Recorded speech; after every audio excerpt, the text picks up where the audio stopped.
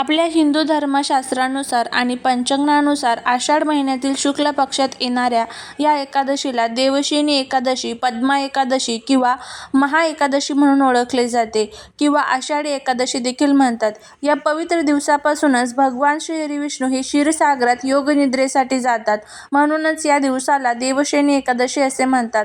आजच्या या दिवसापासूनच पुढील 4 महिने म्हणजेच चातुर्मासाचा काळ सुरू होतो. या 4 महिन्यांच्या काळात भगवान श्री विष्णू शयनात असल्यामुळे सृष्टीचे पालन पोषणाचा कारभार हा भगवान शिवशंकर सांभाळतात अशी पौराणिक मान्यता आहे. आषाढी एकादशी ही सर्व 24 एकादशींमध्ये अत्यंत श्रेष्ठ आणि फलदायी मानली गेली आहे. असे मानले जाते की या दिवशी ब्रह्मा, विष्णू आणि महेश या त्रिदेव आणि सर्व देवी देवतांचे तत्व भूतलावर अत्यंत कार्यरत असते. या दिवशी केलेले कोणत्याही नामजपाला, मंत्रजपाला आणि दानाला आणि धार्मिक उपायांना हजारो पटीने जास्त पुण्य लाभते.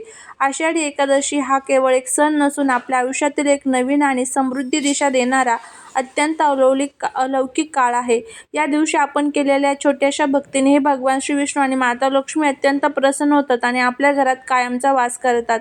एकादशीचा हा दिवस पूर्णपणे श्री हरी विष्णूंच्या उपासनेसाठी समर्पित असतो.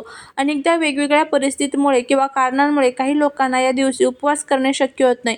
परंतु शास्त्रात असे स्पष्ट सांगितले आहे की जर तुम्हाला काही कारणास्तव उपवास करता आला नाही तरी सुद्धा अजिबात काळजी करण्याचे कारण नाही. एकादशीच्या दिवशी केवळ उपवास करणे म्हणजे संपूर्ण पूजा नव्हे, तर या दिवशी श्री विष्णूंचे ध्यान करणे, विष्णू सहस्रनामाचे पठण करणे आणि शास्त्रीय उपाय करणे यानेही उपवासाइतके श्रेष्ठ पुण्यफळ प्राप्त होते.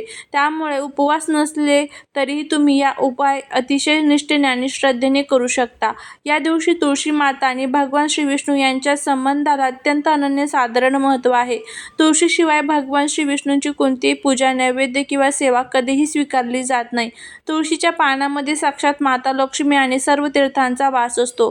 आषाढी एकादशीच्या अत्यंत शुभ मुहूर्तावर तुळशीचे केवळ एक पान वापरून जर तुम्ही विष्णू सहस्रनामाचा महाज उपाय केला तर तुमच्या आयुष्यात असा अद्भुत चमत्कार घडेल की घरातील सर्व प्रकारच्या आर्थिक अडचणी, गरिबी, मुलांच्या अभ्यासातील व प्रगतीतील अडथळे आणि घरातील नकारात्मक ऊर्जा समूळ नष्ट होईल. हा उपाय केल्याने घरात समृद्धी आणि आनंद भरून राहतो.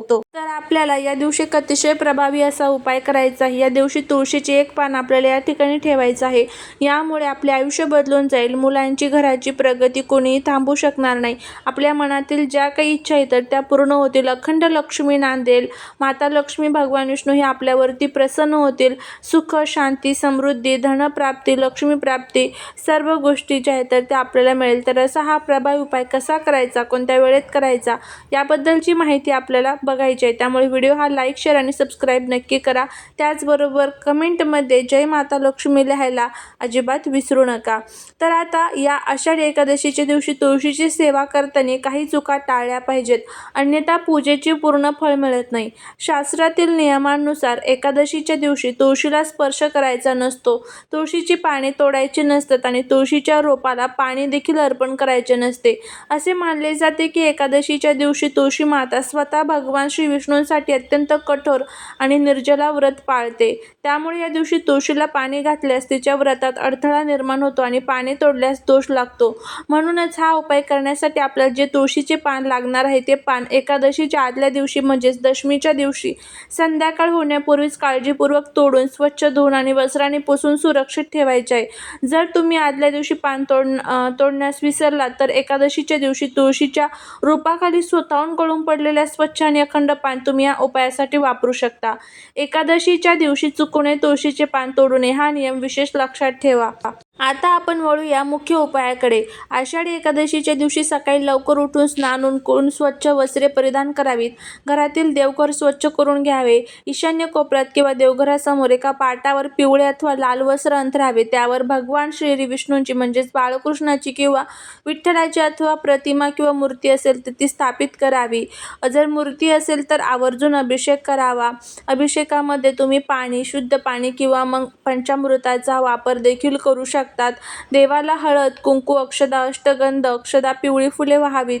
जर तुमच्याकडे धातूची मूर्ती असेल तर स्वच्छ पानाने व्यवस्थित त्याला अभिषेक करावा. ओम नमो भगवते वासुदेवाय या मंत्राचा जप करावा. यानंतर देवाला गाईच्या तुपाचा दिवा लावावा. धूप अगरबत्ती ओवाळावी आणि फळे किंवा दुधाच्या मिठाईचा नैवेद्य दाखवावा. आता मुख्य उपायाची सुरुवात करूया.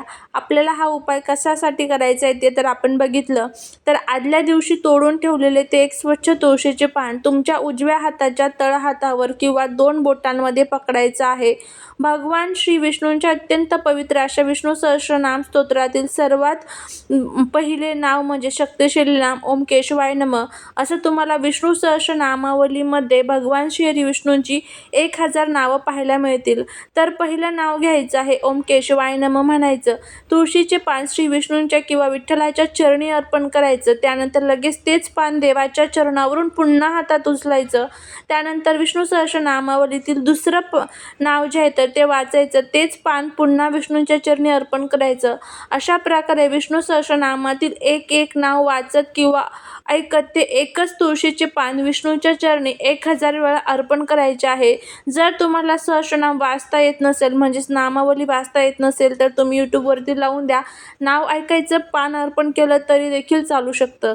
जर तुमच्याकडे भरपूर तुळशीची पानं उपलब्ध असतील तर तुम्ही 1000 वेगवेगळी तुळशीची पाने देखील प्रत्येक एका नावासाठी एक नवीन पान अर्पण करू शकता.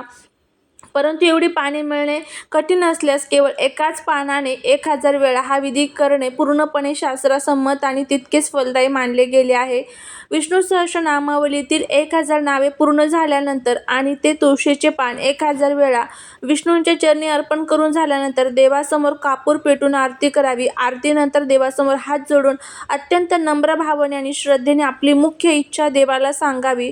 तुमच्या घरातील आर्थिक अडचणी दूर व्हावीत, मुलांच्या अभ्यासात व नोकरीत प्रगती व्हावी, घरातील क्लेश मिटावेत आणि घराची भरभराट व्हावी अशी मनोभावे प्रार्थना करून श्री विष्णूंच्या चरणी प्रार्थना करावी. प्रार्थना झाल्यानंतर मंत्रसिद्ध केलेले तुळशीचे पान अतिशय आदराने उचलावे. एक लहानसा स्वच्छ लाल रंगाचा सुती कपडा घ्यावा. त्या लाल कपड्यात हे तुळशीचे पान ठेवावे. त्याची छोटीशी घडी किंवा पुडी बांधावी. ही लाल कपड्यातील पुडी तुम्ही तुमच्या घरातील पैशांच्या तिजोरीत किंवा लॉकरमध्ये किंवा तुमच्या पाकिटमध्ये वगैरे तुम्ही ठेवू शकता.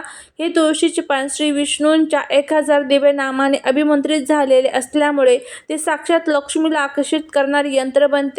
हे पान तिजोरीत ठेवल्याने तिजोरीतील पैशांची आवक वाढते, अनावश्यक खर्च थांबतात आणि घरातील प्रगतीचे मार्ग सुकर होतात. अशा पद्धतीने आपल्याला हा अतिशय प्रभावी, अतिशय साधा आणि सोपा हा जो उपाय आहे तर तो करायचा आहे. आषाढी एकादशीच्या अत्यंत पवित्र दिवशी हा विष्णू सहस्रनामावलीचा आणि तुळशीच्या पानांचा हा उपाय नक्की करून बघा. तुम्हाला याचा खूप चांगला फायदा जो आहे तर तो बघायला मिळेल. आणि बघा, प्रत्येक आपल्या ज्या काही अडचणी असतात, दुःख असतात, संकट असतात, ते जर आपल्याला असं वाटत असेल की दूर व्हावेत, सर्व आर्थिक अडचणी ज्या आहेत त्या दूर व्हाव्यात, त्यावेळेस हे जे काही पवित्र तिथी असतं त्या पवित्र तिथींना आवर्जून हे आपण उपाय जे आहे तर ते केले पाहिजे. नक्की करून बघा, तुम्हाला याचा नक्कीच फायदा होईल. उपवासाला पदार्थ काही खायचे तर त्यामध्ये तुम्ही उपवासाचे जे काही पदार्थ आहे ते खाऊ शकता. फक्त पांढऱ्या मिठाचा ऐवजी सेंदव मिठाचा वापर करा.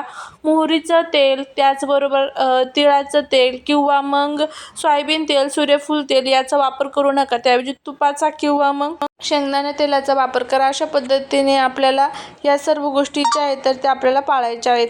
झालेली सेवा ही महाराजांच्या चरणी रुजू करते. जर तुम्हाला हा व्हिडिओ आवडला असेल तर लाईक, शेअर आणि सबस्क्राईब करा. भेटूया नेक्स्ट व्हिडिओमध्ये. तोपर्यंत सर्वांना श्री स्वामी समर्थ.